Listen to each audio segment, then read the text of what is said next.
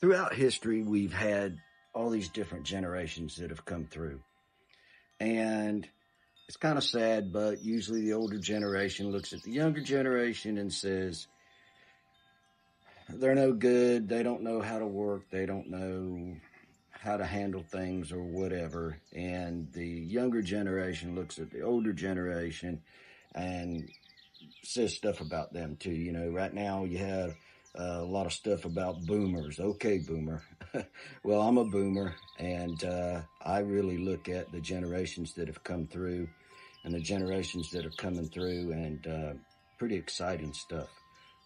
X is proven to be just one heck of a solid group of people coming through. And I think the one that's been beat up the most is the millennials. They've really taken a hard hit from people and even the media. But there's some things about the millennials that is absolutely amazing. I mean, it is awesome. So you've heard me talk before in another episode that I work for one of the most wonderful companies that there is, and I did. It's a wonderful career, wonderful time, very rewarding. But when I first went to work, uh, time off and the amount of hours that you worked, we just never even talked about it. I mean, you just did what you had to do, and there were times on salary that 80 hours a week was nothing.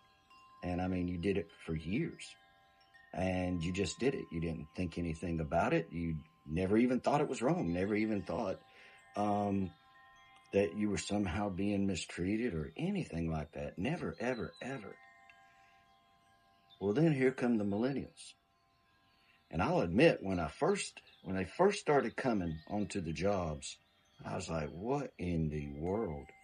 But the more I listened to them and the more I understood that they're saying, hey, my time with my family is just as important.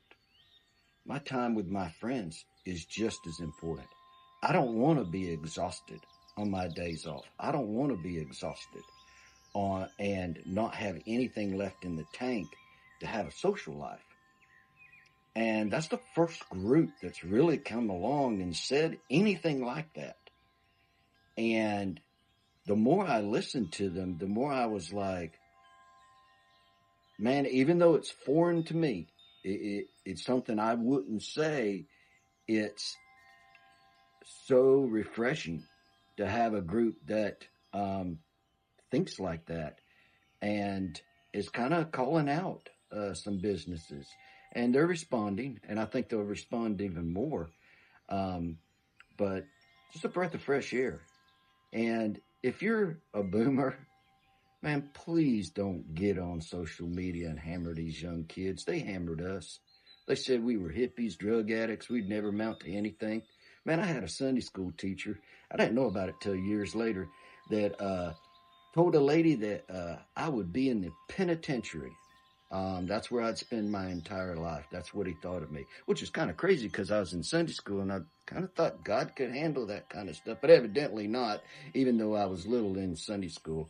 Probably the reasons is why I don't go to church anymore, and we'll talk about that at another time. But, man, let's love each other. Let's love the generations. Let's get excited about these young kids and support them and help them any way we can. They do have a rough spot right now. It is not as easy to buy a house as it was when I was their age.